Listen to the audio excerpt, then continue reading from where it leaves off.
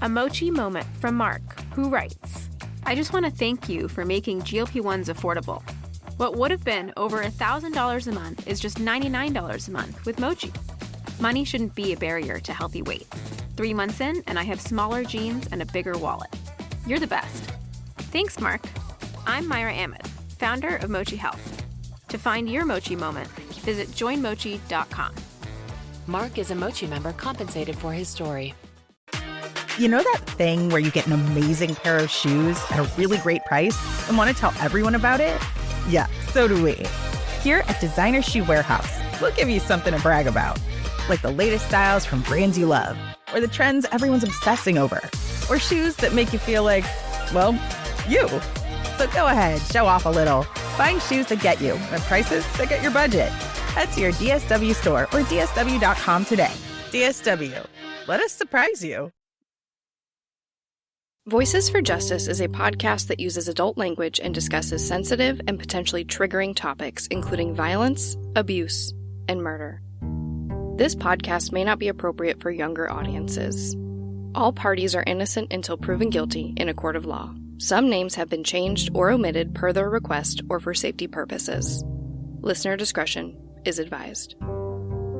My name is Sarah Turney, and this is Voices for Justice.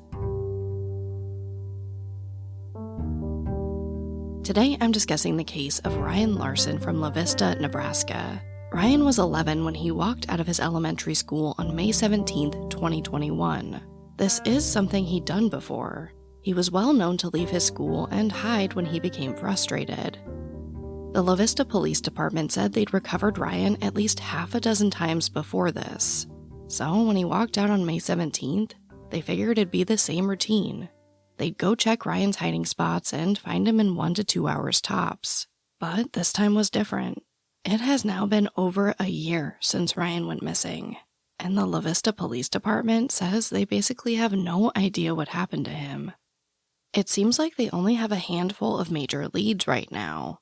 First is Ryan's umbrella that was found next to a dumpster nearly a month after he went missing. They also have some very blurry surveillance video, and a report from Ryan of there being a strange man at his school just 2 weeks before he disappeared. This is the case of Ryan Larsen. Insurance isn't one size fits all. That's why customers have enjoyed Progressive's Name Your Price tool for years now. With the Name Your Price tool, you tell them what you want to pay, and they'll show you options that fit your budget. So whether you're picking out your first policy or just looking for something that works better for you and your family, they make it easy to see your options. Visit Progressive.com. Find a rate that works for you with the Name Your Price tool. Progressive Casualty Insurance Company and Affiliates. Price and coverage match limited by state law. This episode of Voices for Justice is brought to you by Quince. I've been trying to be more intentional about what I wear each day. I'm leaning into pieces that feel effortless, comfortable, and still put together. And Quince has been my go-to. The fabrics feel elevated, the fits are flattering, and everything just works without overthinking it. They use premium materials like 100% European linen, organic cotton, and ultra-soft denim. And the best part? Everything is priced 50 to 80% less than similar brands. They work directly with ethical factories and cut out the middlemen, so you're paying for quality and craftsmanship, not brand markup. I recently just ordered their tiered linen dress, of course in black. I wanted to pair it with one of my favorite pairs of brown wedges. The problem was, I didn't have a brown purse. So I got that from Quince too. It's one of my favorite outfits. It's easy, effortless, and feels amazing, especially as we're getting a little bit warmer here in Phoenix. Refresh your everyday with luxury you'll actually use. Head to quince.com/justice for free shipping on your order and 365-day returns. Now available in Canada too. That's QUINCE.com/justice for free shipping and 365-day returns. Quince.com/justice. Ryan Larsen was born on June 8, 2009. Before he went missing, he lived in Vista, Nebraska with his mother, Tammy. He has 2 older sisters, Taylor and Kayla, who lived outside of the family home. He was in the 6th grade and attended Vista Elementary School. Ryan has been described as a fun, goofy kid who will talk your ear off once he gets to know you. He really enjoys playing with Legos, army men, and action figures. and he decorated the walls of his room with local police baseball-style trading cards. Now, Ryan is autistic. He is sometimes nonverbal with strangers. And what's very important to know is Ryan has a history of walking out of his school, mostly when he gets frustrated. Prior to his disappearance in 2021, he'd done this quite a few times before. Now, there isn't a ton of information on this case. There are a lot of articles, but they tend to go over the same details. So, as a part of my research, I spoke with Ryan's sister Taylor. Taylor told me that about a year before he went missing, Ryan walked home from school and their mother Tammy found him sitting in the garage. In another incident a few weeks before he went missing, he walked away from school after recess and went to his grandmother's house. Of course, his grandmother asked why he left school. Ryan says he walked off the playground because there was a strange man walking around his school, so his teachers told him to go.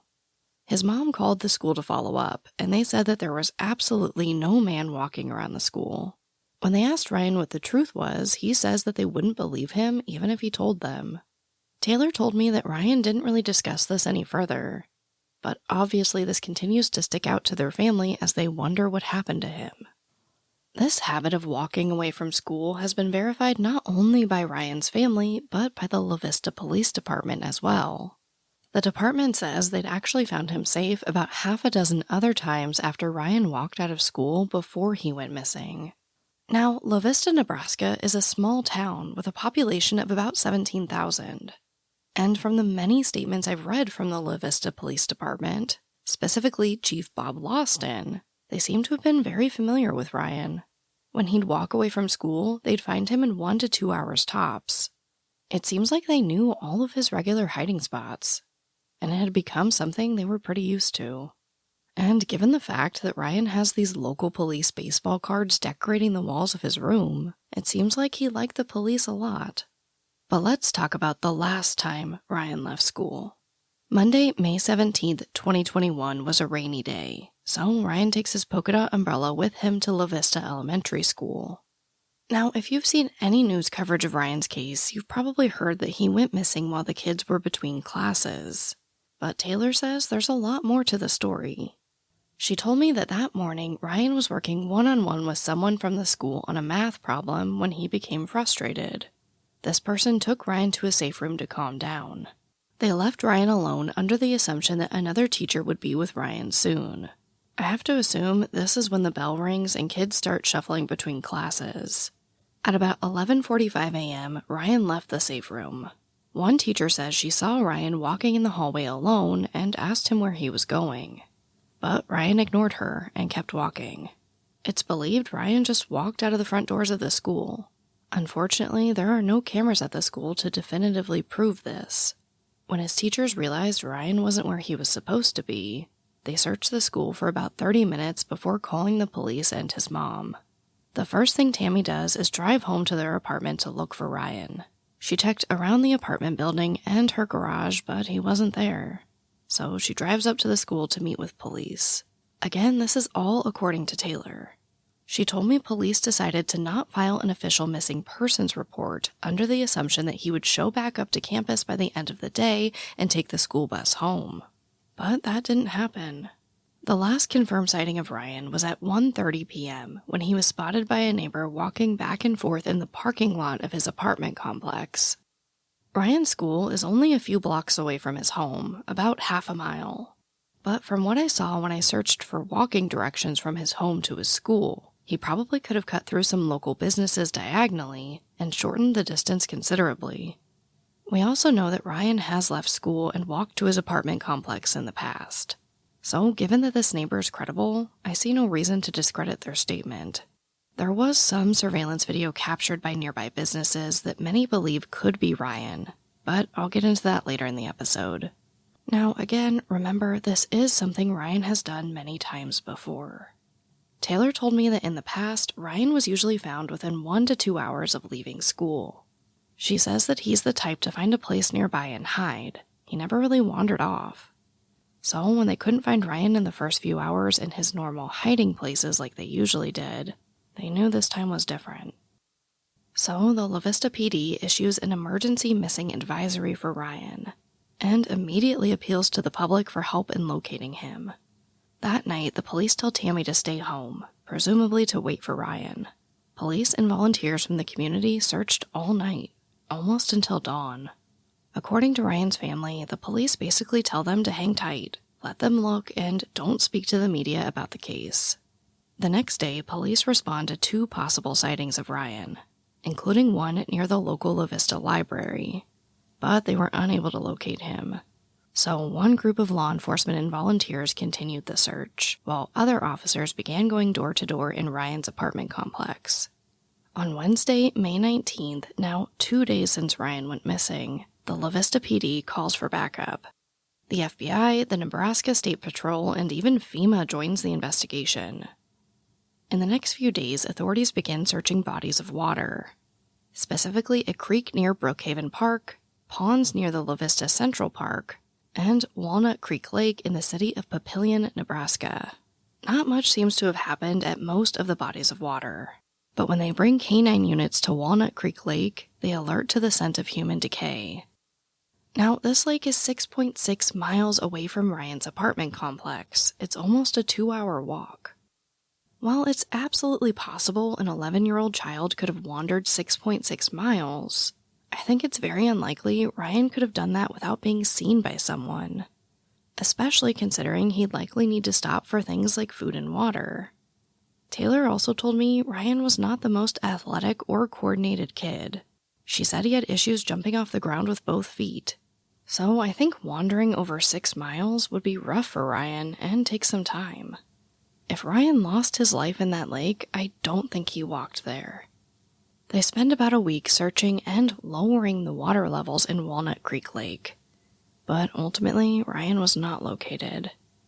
Now, I know I always talk about how the community comes together to help out these cases, but this community really did show up for Ryan, and they deserve to be recognized for that. In addition to just the massive amount of community members joining in the search, one neighbor would leave out food and water for Ryan along with notes telling him it was okay to come home. ServPro of Omaha dedicated their digital billboard solely to displaying Ryan's picture and information. And the Salvation Army provided provisions to volunteers searching for Ryan. But on May 21st, less than a week after Ryan went missing, the La Vista PD tweets and asks for volunteer searchers to stay home. Quote, 10 a.m. Friday update.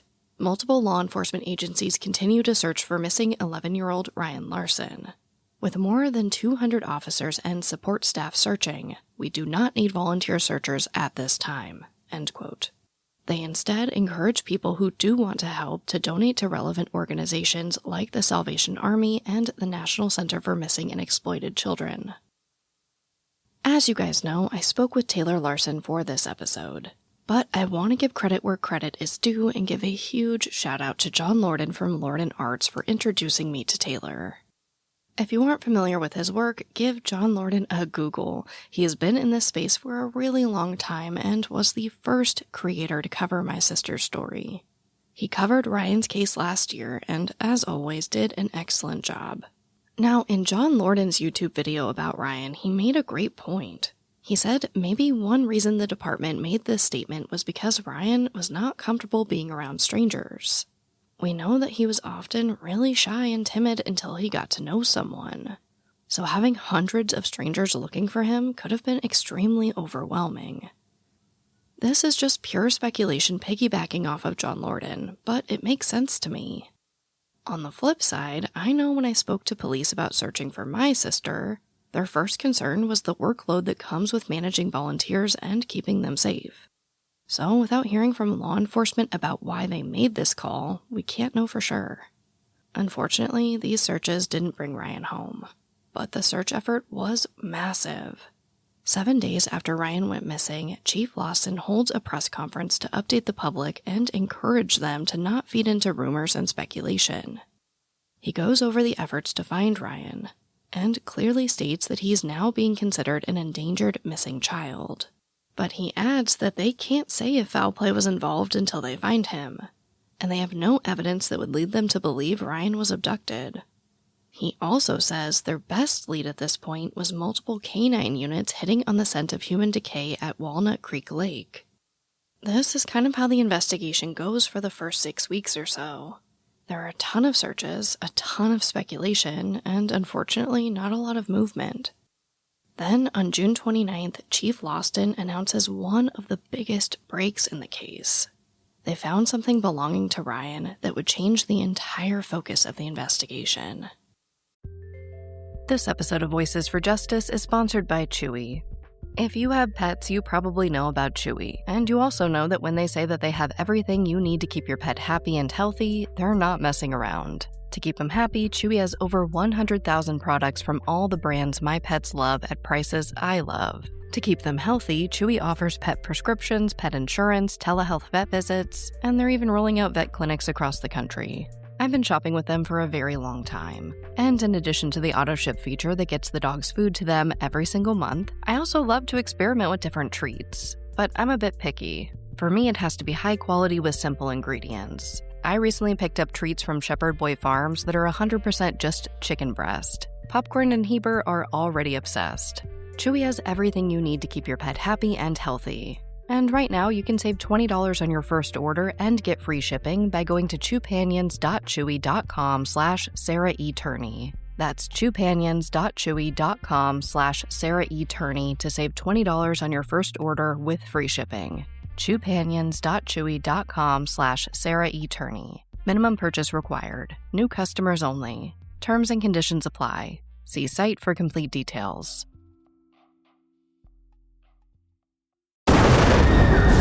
What they did to your family, you're lucky to make it out alive. Streaming on Peacock.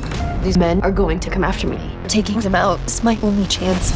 Put a bullet in her head.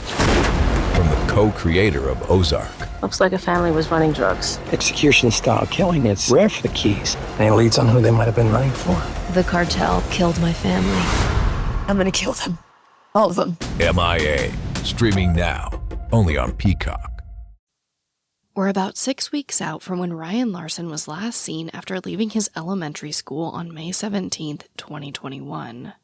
There are several searches for him, a billboard, and a ton of local media coverage, but Ryan is nowhere to be found. Then, on June 29th, Chief Bob Larsen makes a huge announcement. They found the umbrella Ryan took with him to school on the day he went missing. It was found next to a dumpster in his apartment complex, and they did verify via DNA that it was Ryan's umbrella, and not just one that looks similar. So this told them two things.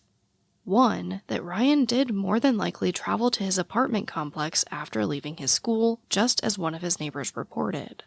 And two, that Ryan might have climbed into the dumpster, or been placed into the dumpster, and could be at a local landfill. By late July, the Vista Police Department called in top landfill assessment experts from the National Center for Missing and Exploited Children. In the end, Chief Larsen told the media, quote, "They did an analysis, and the possibility of that would be very minute, the lowest probability on the scale of that happening. So there's no evidence we had that it actually happened. But we wanted to rule out even those remote possibilities," end quote. This does make me wonder why the umbrella was there. Did Ryan place it there, thinking he could come back for it? I mean, if he didn't want it, or someone else wanted to get rid of it, why place it by the dumpster instead of in it? Also, I would love to know how many people were around that dumpster before the umbrella was found. Why did it take over a month? The description of Ryan's umbrella was in some of the first reports about him being missing. It was something you'd think people were on the lookout for. So, was this umbrella there the entire time and people just missed it? Or was it placed there later? Did they find any potential suspect DNA on it? I don't know. At this time, the police also announced that they have issued warrants for Google in order to obtain more information from the electronic devices Ryan was using at the time. So let's talk about what the media and what the family says about Ryan's possible search history. When you look up Ryan's case, you will find articles about how he searched how to hide from the police, hiding underground, and how to avoid being spotted. But this isn't consistent with what Ryan's sister Taylor told me. She says that Ryan often watched YouTube on his TV, and didn't know how to search specific terms. She admits that he did watch a video about a, quote, hide-and-seek game from the police, end quote, saying it was a video for kids. Now, if you aren't really familiar with how YouTube works, when you open the app on a TV, it brings you a large selection of videos. Like any other streaming service like Netflix or Hulu, YouTube will choose the videos they think you'll like, so you can just pick one without having to search anything. Once you start watching a video, YouTube will continue to play videos they think you'll like automatically. This is what Taylor says happened. She says Ryan was watching police Lego videos on YouTube when the video with the hide-and-seek game from police popped up in his feed. She says there's no search history to prove Ryan was intentionally looking up any of the terms the media says he did. Taylor only found out that Ryan had watched the initial hide-and-seek video from police after Ryan casually told her about it. When he brought it up, his family said he probably shouldn't be watching stuff like that. Then, the next day, Ryan's mom walked into his room and found him watching the same video and shut it off. Then, the day after that, Ryan went missing. Honestly, at this point, I don't think there's a strong argument to be made that an 11-year-old, almost 13-year-old now, has been intentionally hiding from the police for 2 years. And managing to find food, water, and shelter, all based off of a few YouTube videos they watched. They already knew he had a habit of running and hiding. So I don't see why this search history was such a large focus. But I think it is important to clear up this misinformation. According to the family, Ryan saw these videos, but he wasn't intentionally looking them up or studying them as a part of a larger plan to run away. Now, the Vista Police Department has admitted that they have learned a lot by working Ryan's case. They've made statements like they didn't even know underwater drones existed before Ryan went missing. In the same breath, they say that they do believe they did everything in their power to bring him home. They just don't know what happened. Basically saying there's still no evidence that he was abducted, met with foul play, or that he ran away. They outright tell the media they're stumped. By the end of September, so about 4 months after Ryan went missing, the community is basically ravenous for information and answers. They are extremely frustrated that Ryan's family has not been doing interviews with the media. Like we see in a lot of cases, people thought that was suspicious. And theories about Ryan's family were spreading like wildfire. So they began to speak out. Like a lot of families do, Ryan's sister Taylor went to TikTok.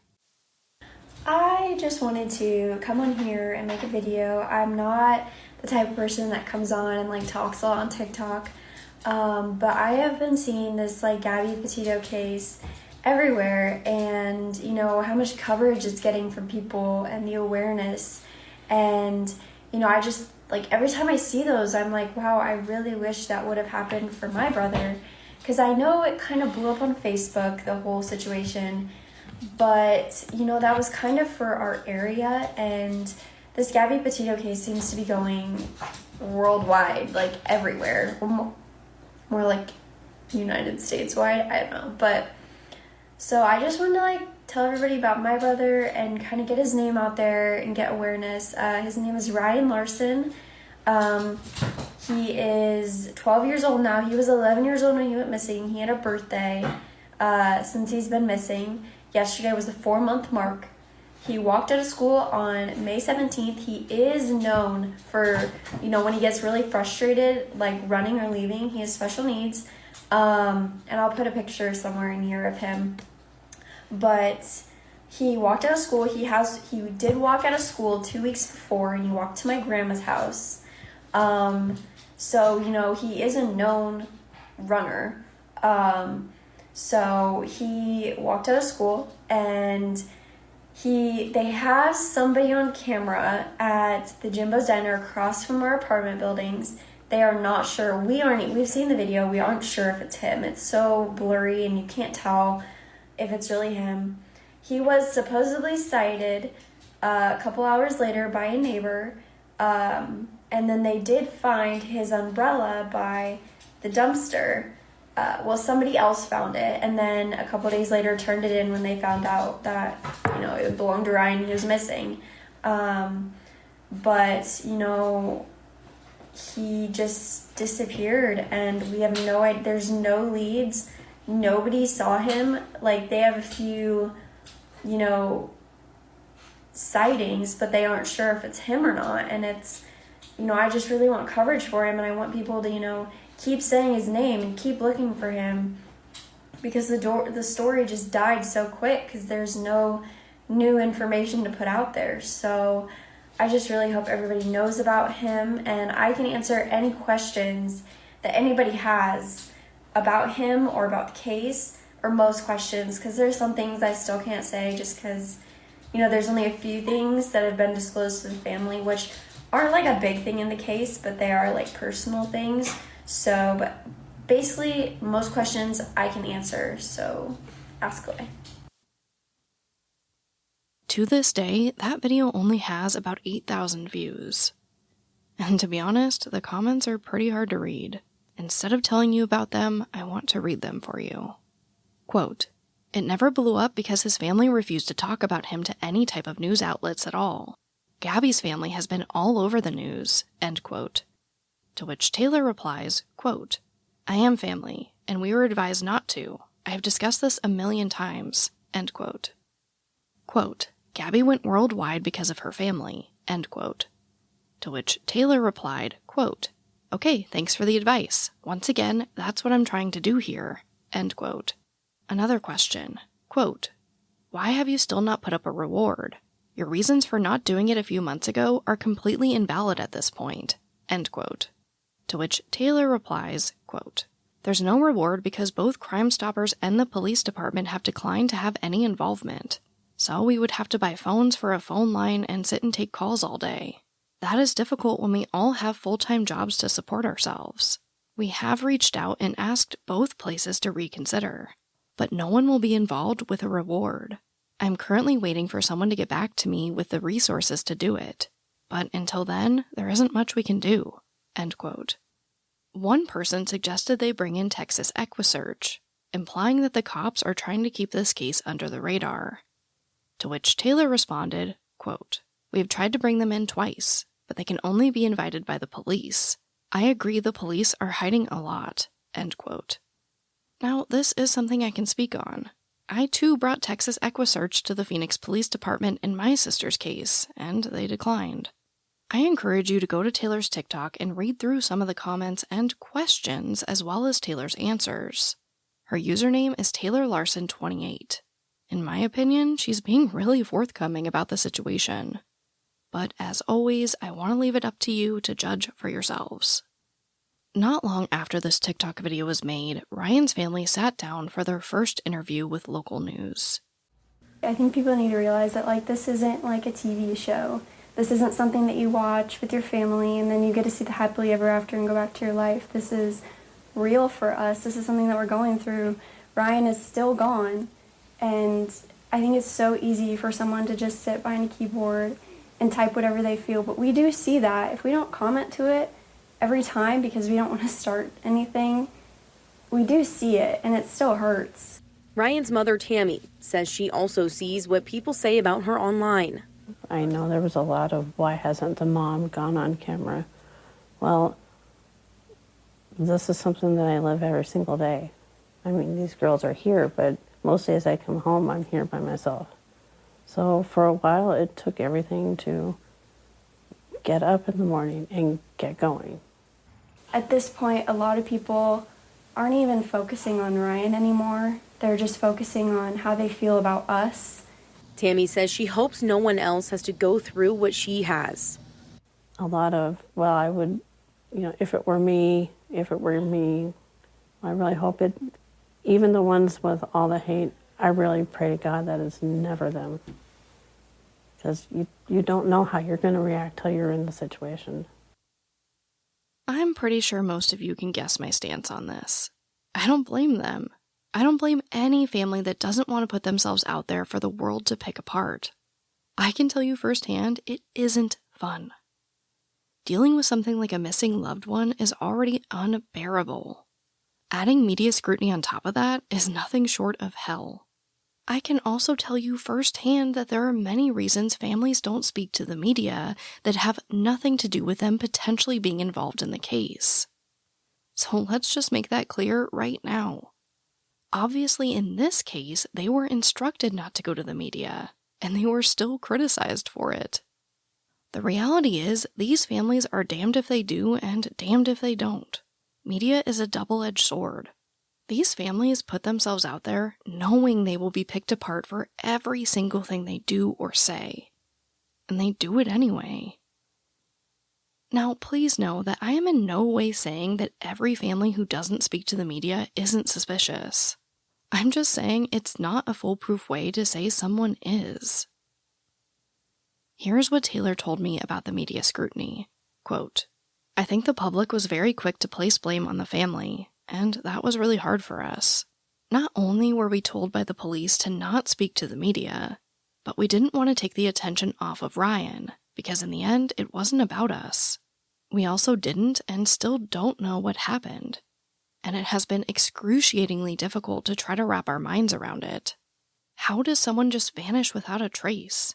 We still believe someone knows something, and it is sad because not everyone has been so forthcoming with their information. It is hard to make a list of all the incorrect information because there's so much of it, so I'm trying to include as much as possible to help with your podcast." End quote. And I will tell you, Taylor answered every single one of my questions. Now, stepping back just a bit, let's address the surveillance video Taylor discussed in her TikTok video and in her statements to me. One of the most discussed parts of Ryan's case is the potential surveillance video available, particularly from La Vista Kino and Jimbo's Diner near his home and school. Videos have been sent off to be analyzed, but no one can say for sure that it was Ryan in the videos. That being said, I have read articles saying that the La Vista Police Department and Ryan's mother do believe it could be him. Now, the police aren't releasing the video footage to the public at this time, but I have to believe that one of the many businesses with surveillance cameras captured at least some part of Ryan's walk from his school back to his apartment complex. And I have to hope that they caught him leaving in one direction or another. All of this to say, the surveillance video is a huge question mark right now. I can only hope that the La Vista PD have been able to get some answers and it's been helping in their investigation. By January 2022, authorities admit the case has slowed down. They say the tips just weren't really coming in anymore. But they continued their investigation and searching areas of interest. In February 2022, a new billboard was put up for Ryan. This was coordinated by Lisa Meredith and Teresa River. These are actually just two moms of kids with autism who met in a Facebook group and felt compelled to help. What's even cooler is when they approached Lamar advertising about the billboard, they donated 6 months of billboard space, completely free. I can't tell you guys how amazing this is. Donated billboard space isn't easy to come by. So a huge shout out to Lamar Advertising. Now, these women also got a park bench advertisement donated for Ryan by Omaha Bus Benches, so I have to give them a shout out too. And of course, I have to give a huge shout out to Lisa Meredith and Teresa River for going one step beyond just hearing about Ryan's case and doing something huge to help. In my mind, that's what true crime is all about. That's why I tell these stories, so that hopefully one of you out there feels compelled to help. That's why I have these calls to action. You don't have to buy a billboard or get it donated. If you can share a picture on social media, make a phone call, or talk to a friend about a case, it all helps with the larger goal of bringing these people home or getting justice. But before we get to our call to action for Ryan, let's ask the question. Where is Ryan Larsen? Tammy Larsen told the media that she believes if Ryan did hide somewhere and got stuck, he would have been found by now. So she believes someone took him. Taylor has made similar comments. Now, a few things stick out in my mind. First, of course, is Ryan telling his family he left school a few weeks prior because a strange man was on campus. It could be nothing, or it could be everything. But Taylor told me that his internet use does not indicate that he was talking to strangers online. So it doesn't appear to be a situation in which he possibly was led away from his home by some stranger he met online. That being said, although they are rare, Random child abductions by strangers do happen. And I don't think there's anything in this case to definitively rule out that possibility. Like I mentioned earlier, the Vista Police Department says they basically have no idea what happened to Ryan. In January 2022, Chief Larsen said, quote, "As time goes on and you don't find any leads, you start to wonder if there was some kind of nefarious element with this. So again, we haven't ruled anything out, and we'll look at avenues to find out what happened and where he's at." End quote. In May 2022, on the anniversary of Ryan going missing, he said he does believe Ryan is still in the area. Why or how he believes that, I don't know. What's important is that we find him, that we increase media exposure and awareness for Ryan. This is another one of those cases that does get some decent local media coverage, but hasn't been covered by many independent creators or podcasts. Which brings me right to our call to action. Please share Ryan's story. Please share his picture. Ryan should be celebrating his 13th birthday less than a week after this episode comes out. Let's share his picture and try to bring him home. These kids don't just vanish into thin air.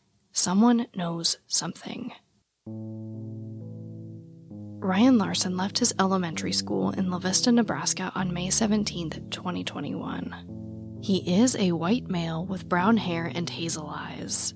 When he went missing, he was 11 years old and approximately 5 feet 8 inches tall. He was wearing a black jacket, blue jeans, and an Old Navy t-shirt. Taylor did want me to mention that before he went missing, he was having some issues with acne on his forehead that was quite noticeable. So it's possible he still has acne or acne scars.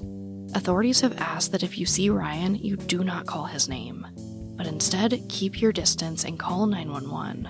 If you have any information about Ryan's disappearance, you can call Sarpy County Crime Stoppers at 402-592-7867. But as always, thank you, I love you, and I'll talk to you next time.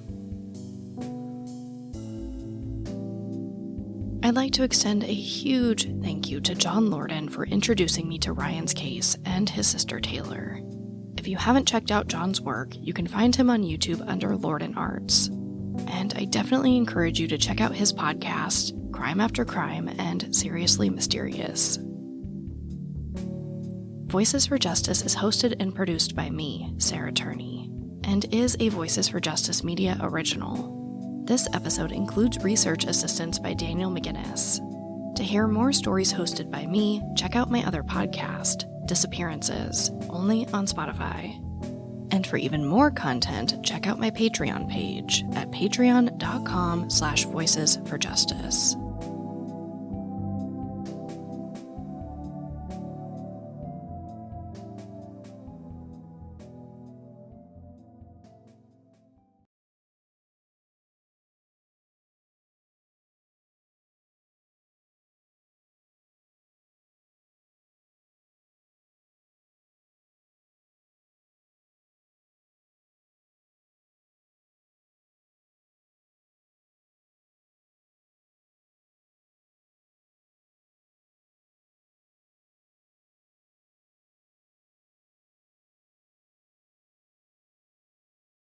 Welcome to the secret after show. It's been a minute, you guys, and I almost put my rant, if you will, about families not going to the media in this after show. But then I wanted it in the main feed. There are a lot of things I will put in this after show, and even more I put into possibly another secret after show that lives on Patreon sometimes, but I thought that was appropriate. I know not everyone loves when I go on rants like that, but that kind of truth needs to be spoken. The thing is, being picked apart by the media when you're a family member is a pretty universal experience. It doesn't matter how suspicious you look or the things that you do, people are going to pick you apart no matter what. So I really wanted to include that. It's the reality of our situation. That being said, again, I do want to stress that I am not blind to the fact that not all families are innocent. I just want to put that out there. Now, I do have a small update in the Jelani Day case. I guess not necessarily the case itself, but something that's been sparked by the case. Back in May, Illinois Senate Bill 3932, also known as the Jelani Day Bill, became a law. Basically, the new law requires a coroner or medical examiner to notify the FBI when human remains are not identified within 72 hours of discovery. I am reading this right from ABC 7 Chicago because I suck with legal terms. Jelani's family also posted on Instagram, so I want to read you that. Quote, "The Jelani Day Bill was signed and officially became an Illinois state law on Friday, May 13th, 2022. It requires that the FBI is to be notified and made aware 3 days after a body is found and unidentified. No more trusting the word of mouth from local law enforcement. Instead, they are required by law to include the FBI, and it will be because of the Jelani Day Bill. This is the first step of many to getting justice and finding out what happened to my brother. The fight is nowhere near over. It has only just begun." End quote. I just wanted to bring you guys that little update. It's really cool to see these cases change the way that these things work. Hopefully the FBI being involved in these cases will make a big difference. Seems like it really could. But that is my update for you guys. I do want to give you one more gentle reminder that I do have new merch now. And all of the proceeds through the end of June are going to the Black and Missing Foundation. You can find a link to my merch at voicesforjusticepodcast.com. But as always, thank you for tolerating me. I love you, and I'll talk to you next time.